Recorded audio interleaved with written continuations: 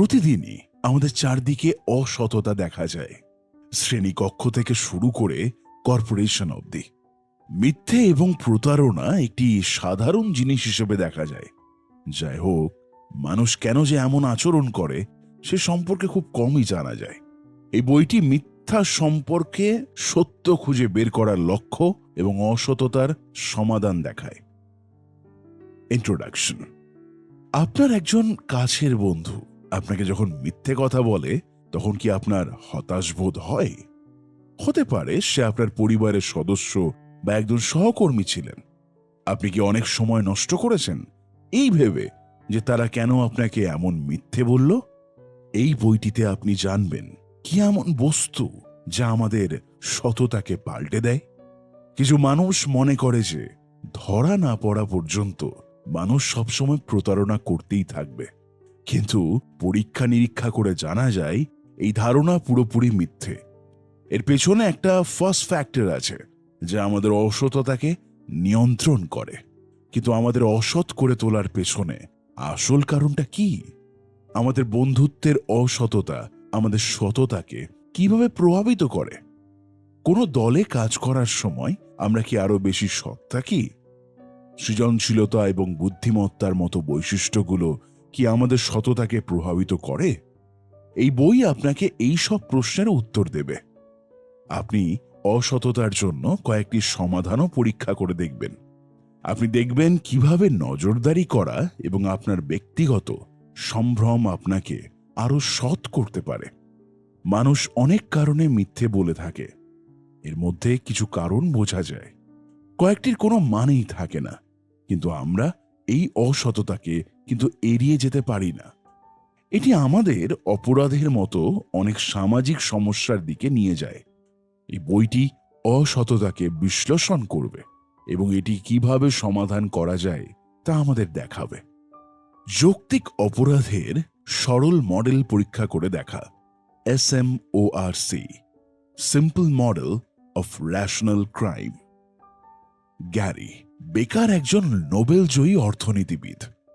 তার বেশিরভাগ গবেষণায় অপরাধ, অসততা এবং প্রতারণাকে ঘিরেই করা হয়েছে। বেকারের সবচেয়ে পরিচিত তত্ত্বগুলোর মধ্যে একটি হল যৌক্তিক অপরাধ বা SMORCর সরল মডেল। একবার বেকার একটি সভায় গিয়েছিলেন।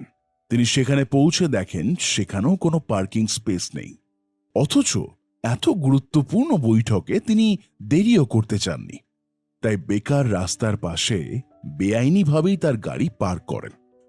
তিনি এর বদলে পুলিশের জরিমানা করার ঝুঁকিয়ে নিতেও রাজি হয়েছিলেন। বেকার তার এই কাজ নিয়ে মিটিংয়ের পরে বেশ কিছুক্ষণ ভেবেও ছিলেন। তিনি জানতেন রাস্তায় তার গাড়ি এইভাবে পার্ক করা ভুল ছিল, কিন্তু তিনি এমনটি করা জরুরি ভেবেই করেছিলেন। তার এই ঘটনাটি SMORCর ভিত্তি ছিল, অর্থাৎ simple model of rational crime. বেকার বিশ্বাস করেন যে মানুষ আগে খরচ এবং সুবিধা মেপে তারপর অপরাধ করে। সততার ক্ষেত্রেও এই একই যুক্তি দেখানো যায়। মানুষ তখনই মিথ্যে বলে যখন ধরা পড়ার অসুবিধার চেয়ে মিথ্যে বলার সুবিধা বেশি হয়। কিন্তু এই মডেলের একটি সমস্যা রয়েছে, কারণ কোনো মানুষই পুরোপুরি যৌক্তিক নয়। আমরা আমাদের অনুভূতি এবং আবেগের ওপর ভিত্তি করেও অনেক জিনিস করে থাকি। SMORC কিন্তু এগুলো খেয়াল করে না।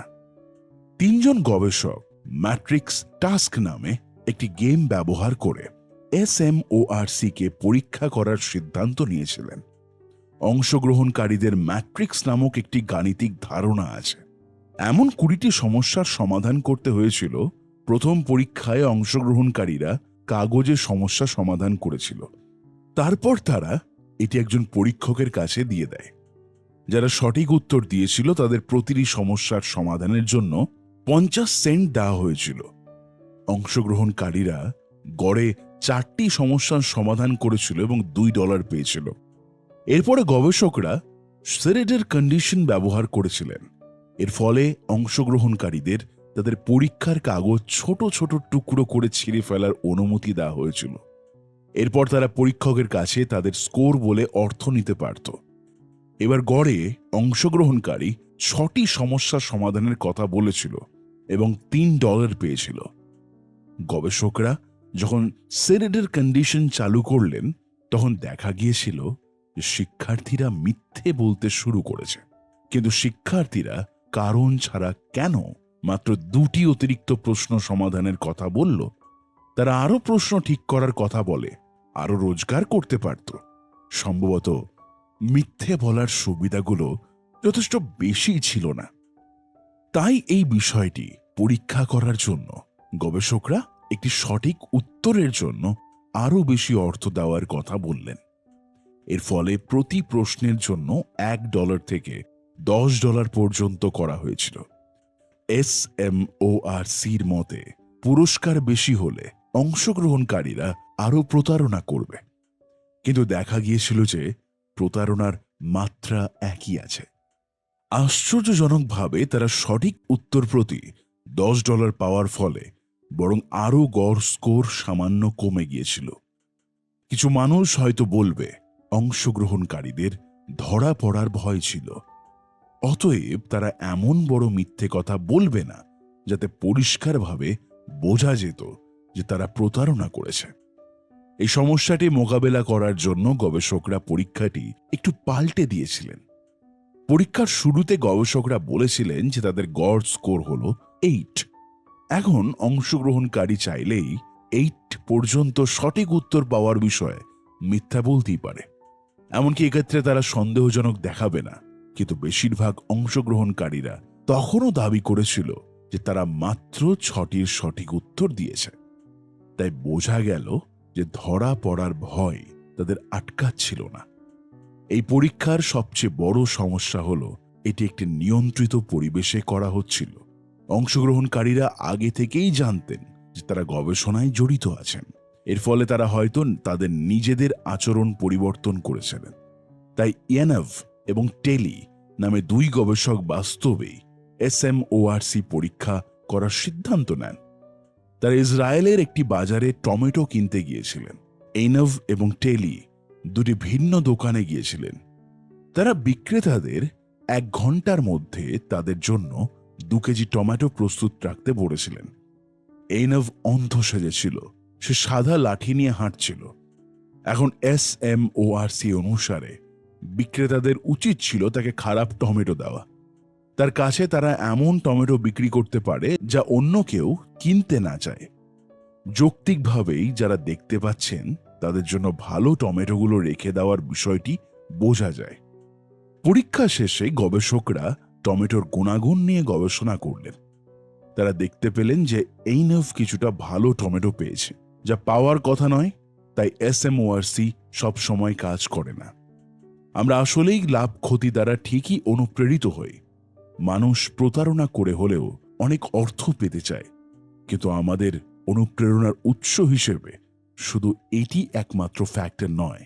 আমরা শুধু সবার সামনেই না, নিজের কাছেও সৎ থাকতে চাই। আমরা নিজেদেরকে ভালো এবং সৎ মানুষ হিসেবে দেখতে চাই। মনোবিজ্ঞানে এটিকে ইগো বা অহংকার দ্বারা পরিচালিত অনুপ্রেরণা বলা হয়। লাভ এবং ইগো অনুপ্রেরণা পরস্পরের বিরোধী, কিন্তু আমরা নিজেদের এটা বোঝাতে পারি যে যতক্ষণ প্রতারণাটি ছোট আকারে হচ্ছে ততক্ষণ সব ঠিক আছে। ম্যাট্রিক্স টাস্কে প্রতারণা করা ছাত্রদের কথাই চিন্তা করুন। তারা তাদের এই প্রতারণার সুফল পেয়েছেন, তবে তারা মাত্র 2টি প্রশ্নের ক্ষেত্রে মিথ্যে বলেছে। এইভাবে তারা এখন নিজেদেরকে বোঝাতে পারে যে তারা সৎ ছিল। নিজেদের সাথে প্রতারণা করা। মানুষ হিসেবে আমাদের সবারই একটি অনন্য ক্ষমতা আছে। আমরা অন্যদের পাশাপাশি নিজেদেরকেও মিথ্যে বলতে পারি। এই ক্ষমতাকে বলা হয় নিজের সাথে প্রতারণা করা বা সেলফ ডিসেপশন। এটি সাধারণত আমাদের আত্মবিশ্বাস এবং আত্মসম্মান বাড়াতে ব্যবহৃত হয়। 1989 সালে লেখক ড্যান অ্যারেলি কেন নামে এক বন্ধুর সাথে নিউ ইয়র্ক থেকে লন্ডনে এসেছিলেন। তারা সবচেয়ে সস্তা ফ্ল্যাটের টিকিট বুক করেছিলেন, যেটি ছিল এয়ার ইন্ডিয়ার। কেন এবং ড্যান বিমানবন্দরে পৌঁছানোর সময় একটি বিশাল লাইন দেখলেন। কেন ড্যানকে হুইলচেয়ারে বসার পরামর্শ দিলেন। এইভাবে তারা লাইন এড়িয়ে যেতে পারে, কারণ প্রতিবন্ধী ব্যক্তিদের সবার সামনে যেতে দেওয়া হয়। তাই ক্যান একটি হুইলচেয়ার ধরে ড্যানকে টার্মিনালে নিয়ে গেল। এমনকি বিমানে ওঠার আগেও তাদের কাছে কফি এবং স্যান্ডউইচ খাওয়ার যথেষ্ট সময় ছিল। তবে প্লেনটি হুইলচেয়ার ধরার মতো বড় ছিল না, তাই তাদের এই প্রতিবন্ধকতার নাটকটা চালিয়ে যেতে কেন ড্যানকে তার সিট অবধি পৌঁছে দিল। 6 ঘন্টার ফ্লাইটে ড্যান কোনো জল পান করতেই পারেনি, কারণ বিমানের বাথরুম অক্ষম ব্যক্তিদের ব্যবহারের উপযুক্ত নয়। যখন বিমানটি অবতরণ করে তখন বেরানোর জন্য ড্যানকে আবার কেন নিয়ে গিয়েছিলেন। এয়ার ইন্ডিয়া ড্যানের জন্য একটি হুইলচেয়ার প্রস্তুত করে রাখেনি, তাই বিমান সংস্থাটি হুইলচেয়ার না পাওয়া পর্যন্ত তাদের অপেক্ষা করতে হয়েছিল। এই পুরো সময় জুড়ে ড্যান ধীরে ধীরে আরও বেশি বিরক্ত হয়ে উঠেছিল। সে বাথরুম ব্যবহার করতে না পেরে প্রথমে বিরক্ত হয়, বিমানে হুইলচেয়ারে বসতে না পারায় আবার সে বিরক্ত হয়।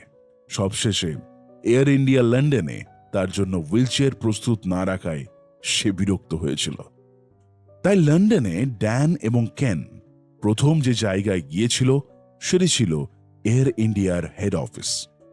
সেখানে তারা লন্ডনে এয়ার ইন্ডিয়ার প্রধানকে নিয়ে নানা কথা বলতে থাকে। প্রতিবন্ধী যাত্রীদের স্থান না দেওয়ায় তারা তার সমালোচনা করে।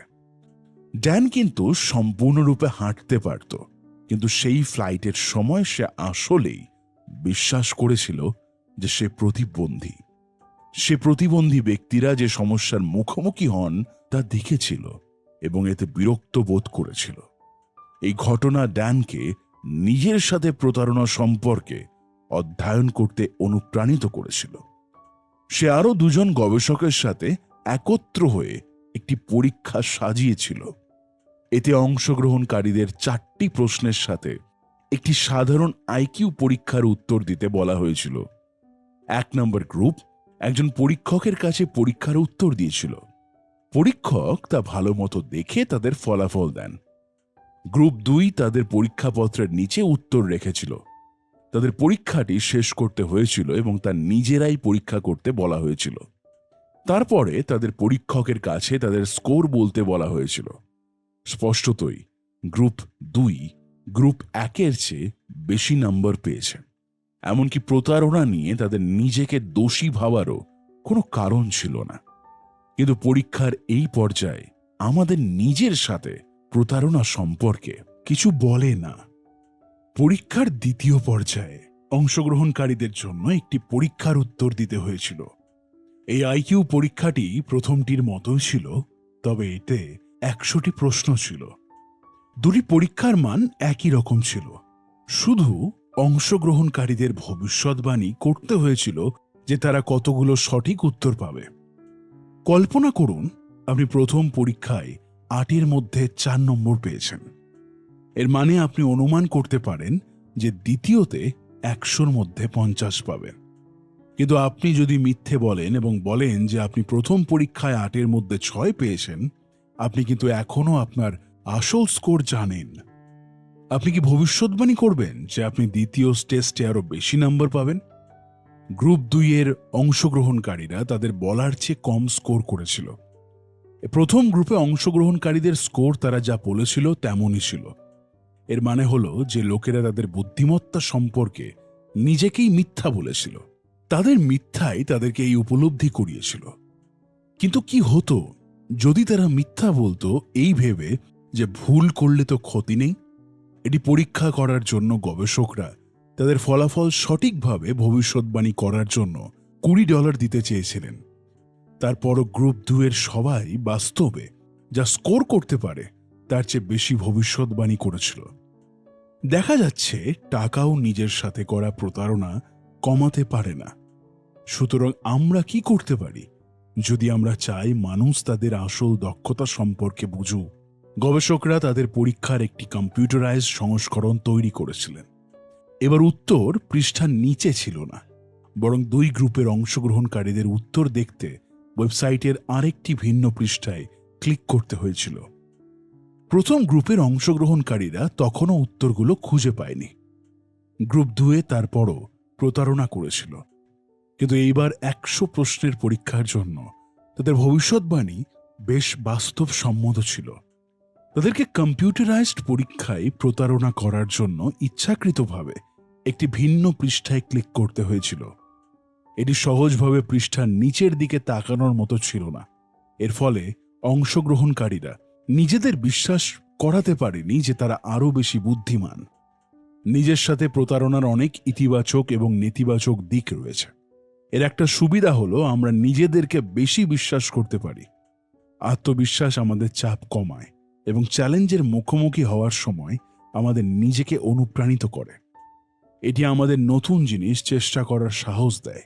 অন্যদিকে নিজের সাথে প্রতারণা আমাদের খুব আশাবাদী করে তুলতে পারে। এর ফলে আমরা এমন দায়িত্ব নিয়ে নিতে পারি যা আমরা সামলাতে পারব না। আমরা আমাদের কৃতিত্বগুলোকে আরো সুন্দর দেখানোর জন্য বাড়াবাড়ি বা মিথ্যে বলতে পারি। এই জিনিসগুলো শেষ পর্যন্ত আমাদের জন্য অনেক কষ্টের কারণ হতে পারে।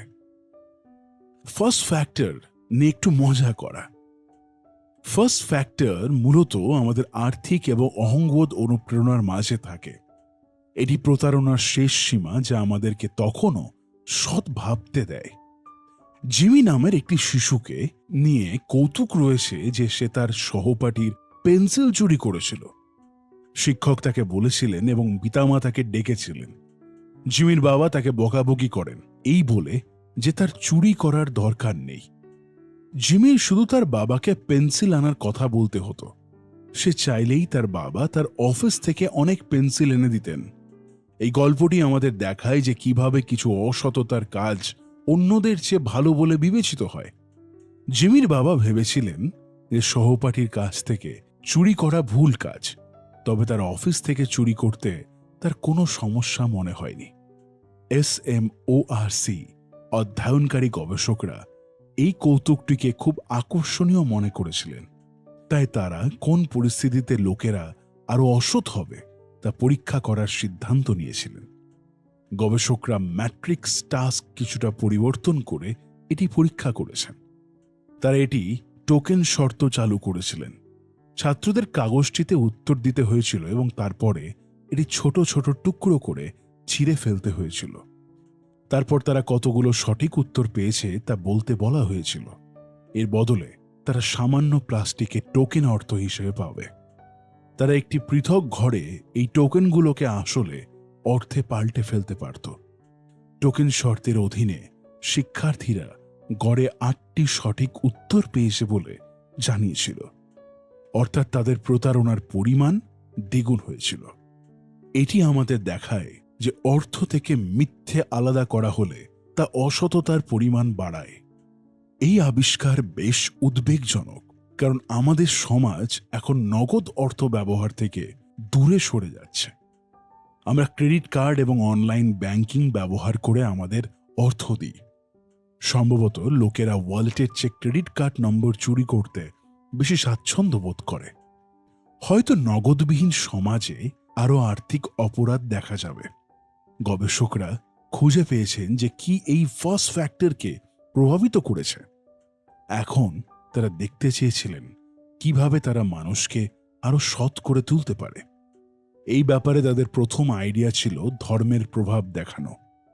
গবেষকরা শ্রেডার এবং টোকেন শর্তগুলোর সাথে ম্যাট্রিক্সের কাজটি আবার তৈরি করেছিলেন। এর সাথে তারা একটি নতুন প্রয়োজনীয়তা যোগ করেছিলেন।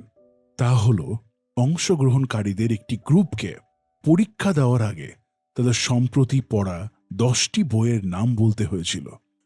অন্য দলটিকে বাইবেলের একটি পাঠ মনে করতে বলা হয়েছিল, যার নাম 10 কমান্ডমেন্টস। দ্বিতীয় গ্রুপে দেখা গিয়েছিল যে কেউই 10টি আদেশের কথা মনে রাখেনি, তবে ওই দলের কেউই প্রতারণাও করেনি। তাদের সঠিক উত্তরের গড় সংখ্যা তখনও 4 ছিল। প্রথম গ্রুপে দেখা গিয়েছিল যে সবাই প্রতারণা করেছিল। এর মানে কি শুধু ধার্মিকরাই সৎ হতে পারে? গবেষকরা এই জন্য একদল নাস্তিকের সাথে এটি পরীক্ষা করেছিলেন। নাস্তিক হলো এমন মানুষ যারা ঈশ্বরে বিশ্বাস করে না। গবেষকরা নাস্তিকদের ম্যাট্রিক্সের এই কাজটি করার আগে একটি বাইবেলের শপথ করতে বলেছিলেন। এমনকি এই ক্ষেত্রেও প্রতারণার পরিমাণ উল্লেখযোগ্যভাবে কমে গিয়েছিল। এই পরীক্ষাটি আমাদের দেখায় যে কেবল গবেষকরা বাইবেলের পরিবর্তে অনার কোড ব্যবহার করেছিলেন। সব ছাত্রদের প্রতিশ্রুতি দিতে হয়েছিল যে তারা তাদের উত্তরগুলো দেবে। গবেষকরা দেখেছেন যে এই অনার কোড অসততা দূর করতে পারে। প্রিন্সটন এমন একটি বিশ্ববিদ্যালয় যার নিজস্ব সত্যতার নিয়ম রয়েছে। নতুন শিক্ষার্থীদের তাদের পরীক্ষার সময় সৎ থাকার বিষয়ে একটি বক্তৃতা শুনতে হবে। তাদের এই সততার নিয়মের জন্য আলাদা একটি 1 সপ্তাহের কোর্স রয়েছে। এর মানে কি প্রিন্সটনের ছাত্ররা বাকিদের থেকে বেশি সৎ? গবেষকরা তাদেরকেও এই ম্যাট্রিক্স কাজটি করতে বলেছিলেন, কিন্তু দেখা গিয়েছিল প্রিন্সটনের এই ছাত্ররা অন্য সবার মতোই প্রতারণা করেছে। গবেষকরা কাজের আগে ছাত্রদের আরেকটি দলকে সততার নিয়ম সম্পর্কে মনে করিয়ে দিয়েছিলেন। তারপর দেখা যায় যে প্রতারণার মাত্রা 0% নেমে এসেছে।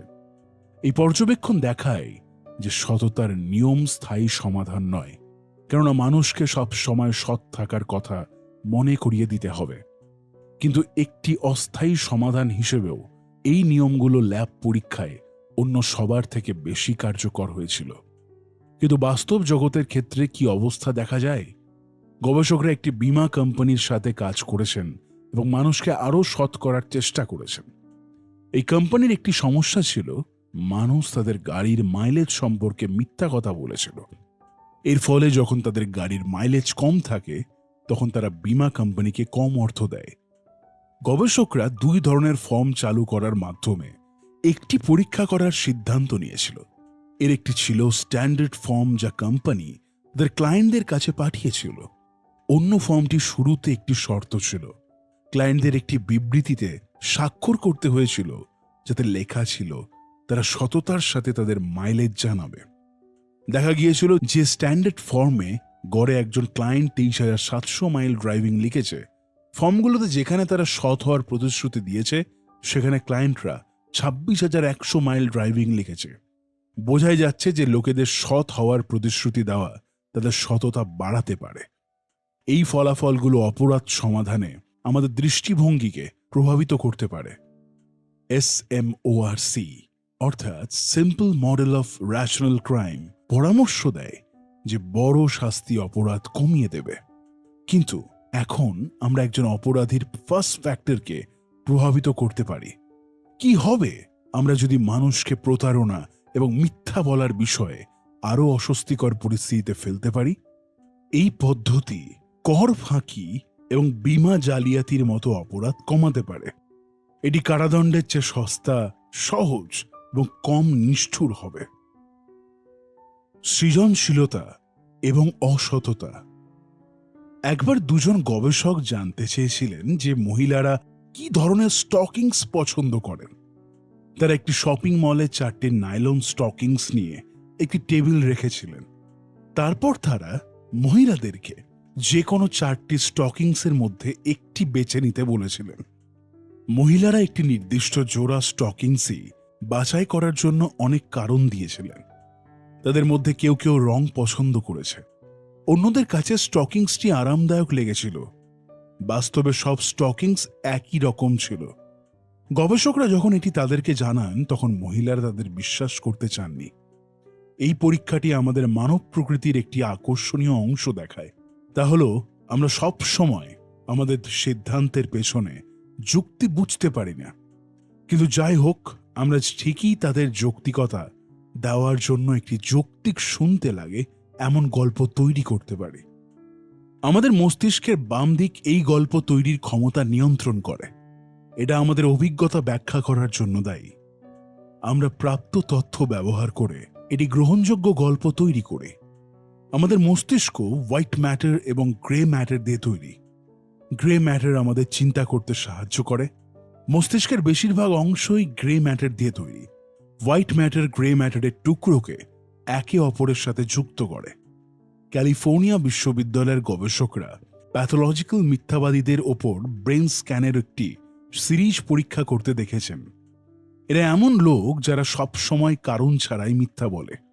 গবেষকরা দেখেছেন যে প্যাথোলজিক্যাল মিথ্যাবাদীদের সাধারণ মানুষের তুলনায় 14% কম গ্রে ম্যাটার রয়েছে।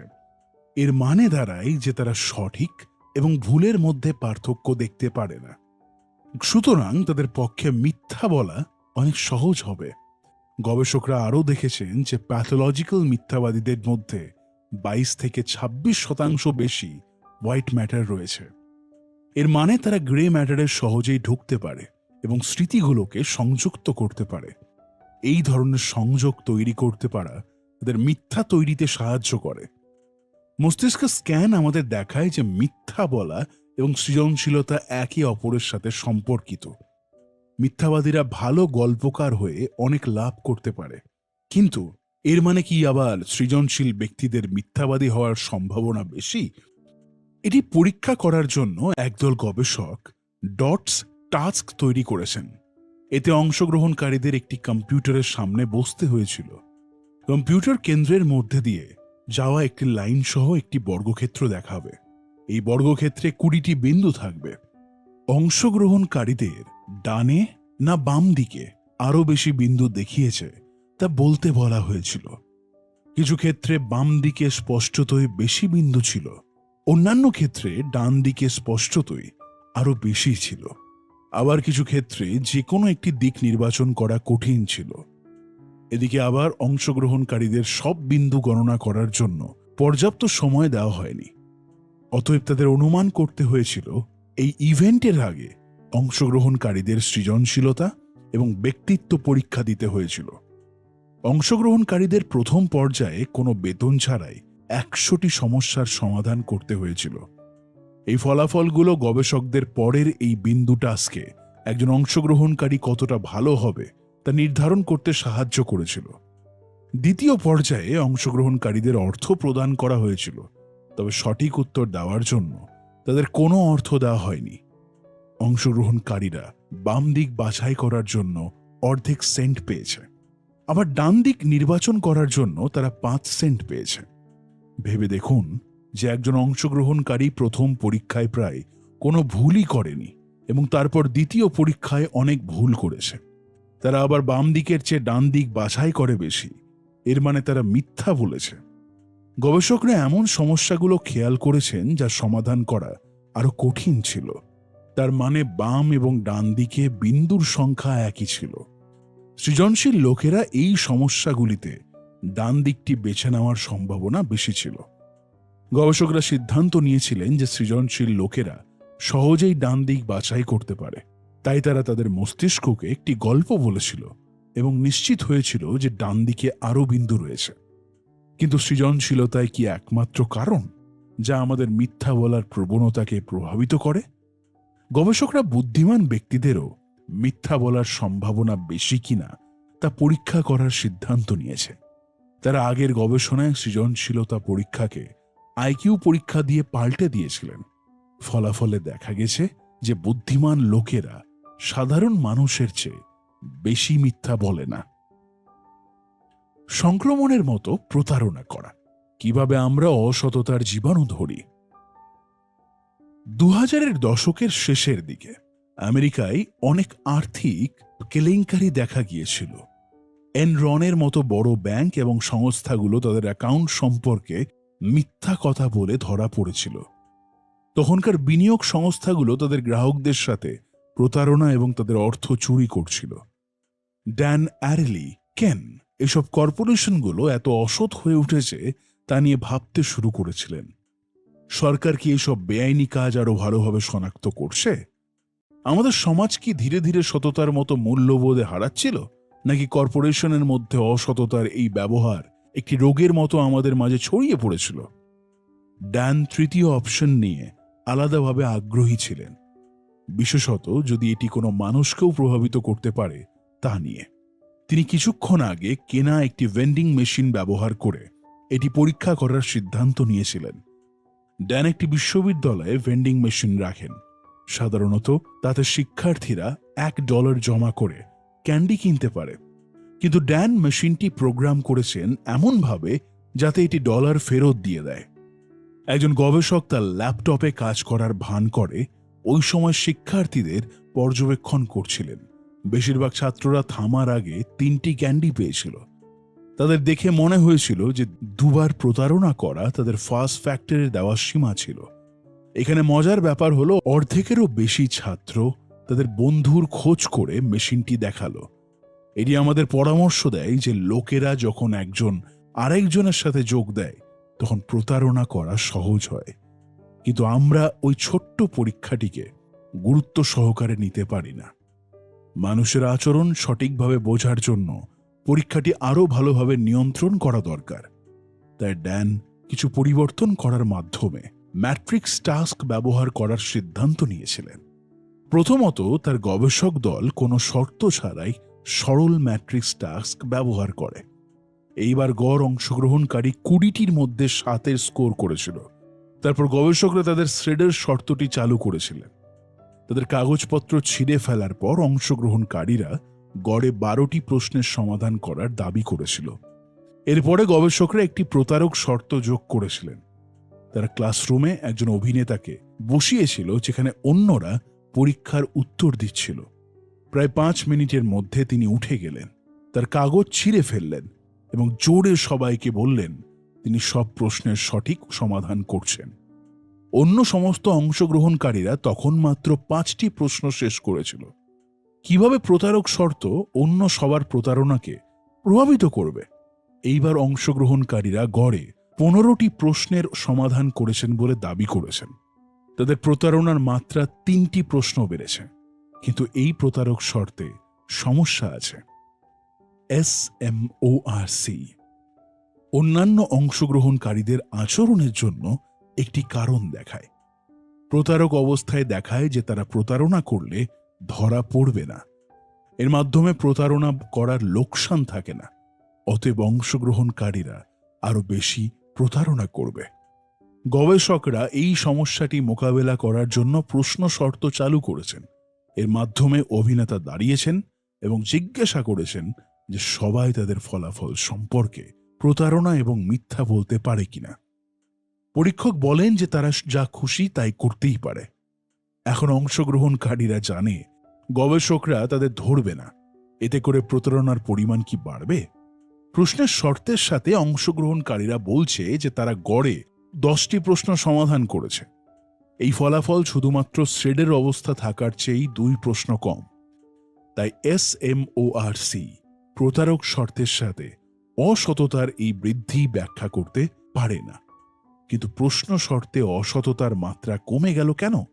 অংশগ্রহণকারীদের মনে করিয়ে দেওয়া হয়েছিল যে তারা প্রতারণা করবে। সামান্য প্রতারণা করেও তারা সৎ মানুষ বলে মনে করতে পারে না। এই শর্তটি পরীক্ষার শুরুতে একটি সততার নিয়ম স্বাক্ষর করার মতো প্রভাব তৈরি করেছে। ভেন্ডিং মেশিন পরীক্ষায় অংশগ্রহণকারীরা তারা কিভাবে প্রতারণা করেছে তা জানানোর জন্য বন্ধুদের খোঁজ করেছিল। কিন্তু প্রতিদ্বন্দ্বীর এই অসততার প্রভাব কি? ম্যাট্রিক্স টাস্ক পরীক্ষাটি কার্নেগি মেলন ইউনিভার্সিটির ছাত্রদের সাথে পরিচালিত হয়েছিল। তাদের একটি প্রতিদ্বন্দ্বী বিশ্ববিদ্যালয় ছিল যার নাম পিটসবার্গ বিশ্ববিদ্যালয়। এই বিশ্ববিদ্যালয়গুলো সবসময় পিটসবার্গের সেরা বিশ্ববিদ্যালয় হওয়ার জন্য প্রতিযোগিতা করে। গবেষকরা আবার প্রতারক অবস্থা নিয়ে পরীক্ষা করেছেন, কিন্তু এইবার অভিনেতা পিটসবার্গ বিশ্ববিদ্যালয়ের টি শার্ট পরছিলেন। অন্যান্য পরীক্ষায় তিনি একটি সাধারণ টি শার্ট পরেছিলেন। এবার ভিন্ন সাজের অভিনেতা শর্তের অধীনে শিক্ষার্থীরা 20টি প্রশ্নের মধ্যে মাত্র 9টির উত্তর দিয়েছিল। এবার প্রতারণার মাত্রা শেডের অবস্থার চেয়ে 3টি কম প্রশ্ন ছিল। অর্থাৎ যখন একজন প্রতিদ্বন্দ্বী প্রতারণা করত তখন ছাত্ররা তার থেকে আলাদা হতে চাইত। তারা তাদের চরণ ভালো করতে এবং আরো সৎ হতে চেয়েছিল। এই পরীক্ষাগুলো দেখায় যে অসততা আসলেও মানুষের মধ্যে ছড়িয়ে পড়তে পারে, কিন্তু এটা তখনই হয় যখন আমাদের বন্ধুরা অসৎ হয়। কেন একসাথে 2টি মাথা একটির চেয়ে ভালো নয়? জেনিফার একটি বড় অ্যাকাউন্টিং ফার্মে কাজ করেন। গত বছর সংস্থাটি তাকে কোম্পানির বার্ষিক প্রতিবেদন তৈরি করতে বলেছিল। এটি একটি অত্যন্ত গুরুত্বপূর্ণ কাজ। এই সুযোগ পেয়ে জেনিফার অনেক সম্মানিত হন। তিনি বার্ষিক প্রতিবেদন তৈরি করতে খুব কঠোর পরিশ্রম করেছিলেন। তিনি যতটা সম্ভব কম ভুল করেছিলেন। নির্ধারিত তারিখের 1 সপ্তাহ আগে জেনিফার তার বসের কাছে রিপোর্টের একটি খসড়া দিয়েছিলেন। তার বস জেনিফারকে বলেছিলেন যে তার সেখানকার সংখ্যাগুলো পছন্দ হয়নি। তিনি তাকে সেইগুলো একটু পরিবর্তন করতে বললেন। জেনিফারের বস তাকে অসৎ হতে বলেছিলেন। আপনি তার অবস্থানে থাকলে কি করতেন? শেষ পর্যন্ত জেনিফার রিপোর্ট পরিবর্তন করতে কিছু অ্যাকাউন্টিং কৌশল ব্যবহার করেছিলেন। তিনি এমন কিছুই করেছিলেন যা দেখে মনে হয়েছিল যে সংস্থাটি সত্যিকারের চেয়ে বেশি উপার্জন করছে। জেনিফার সোশ্যাল ইউটিলিটি নামক একটা জিনিসের কথা মাথায় রেখেই মিথ্যে বলেছিল। মানুষের প্রবণতা অধিক ভালোর জন্য ছোটখাটো খারাপ কাজ করা। জেনিফার বিশ্বাস করেছিল যে কোম্পানি তার অসততা থেকে লাভ করবে। জেনিফারের গল্পটি আমাদের শেখায় যে দল এবং দলে কাজ করা আমাদের আরো অসৎ করে তোলে। এর কারণ আমরা গ্রুপের সাফল্যের জন্য দায়ী থাকতে চাই। আমরা প্রতারণা করেও সাফল্যের নিশ্চয়তা দিতে চাই। কিন্তু একটি গবেষণা আছে যা আবার এই ধারণাকে চ্যালেঞ্জ করে। নিউক্যাসল বিশ্ববিদ্যালয়ের একটি রান্নাঘর রয়েছে যা ভাগ করা। এখানে কর্মীদের চা, কফি এবং দুধ খাওয়ার অনুমতি ছিল। রান্নাঘরের কাছে একটা ছোট্ট বাক্স ছিল। যে কেউ তাদের পানীয়র জন্য এটিতে কিছু অর্থ দিতে পারত। একদল গবেষক প্রতিদিন বাক্সের ওপর ছবি ঝুলিয়ে রাখতে শুরু করেন। কিছুদিনে ছবিতে কয়েকটি সুন্দর ফুল দেখা গিয়েছিল। কিছুদিন ছবিতে ছিল মানুষের দুই চোখ। চোখ দেখে মনে হতো তা দেখছে আপনি বাক্সে কতটা টাকা রেখেছেন। যেদিন ছবিতে একজোড়া চোখ ছিল সেই দিন বাক্সে 3 গুণ বেশি টাকা ছিল। এর মানে হলো যখন মানুষ অনুভব করে যে তাদের দেখা হচ্ছে, তখন তারা আরো সৎ হয়। তার মানে কি একটি দলে কাজ করা আপনাকে আরো সৎ করে তোলে? কেননা আপনার সহকর্মীরা আপনার সবকিছু দেখতে পাবে। ড্যান অ্যারিলি এবং তার গবেষণা দল এটি পরীক্ষা করার জন্য একটি পরীক্ষা ডিজাইন করেছিলেন। আবার তারা এই ম্যাট্রিক্স টাস্ক কিছুটা পরিবর্তন করেছিলেন।